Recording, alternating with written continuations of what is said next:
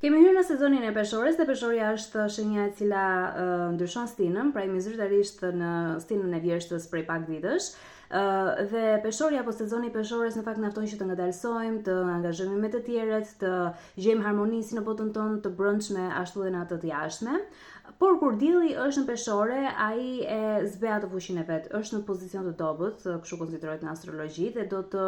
ketë gjatë kësaj kohe shumë vendime të nxituara që do të merren nga ana e qeverisë dhe do të ketë protesta kundër autoriteteve gjithashtu gjatë kësaj kohe, do të ketë një theks në detyrimin e qeverisë për të vepruar mbi disa çështje të rëndësishme dhe delikate, dhe do të ketë shumë kundërshtime që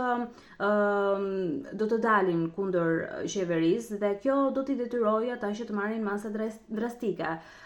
Duhet që të siguroheni që gjatë kësaj periudhe të bëheni më pak egoiste dhe më shumë diplomate dhe bashkëpunues.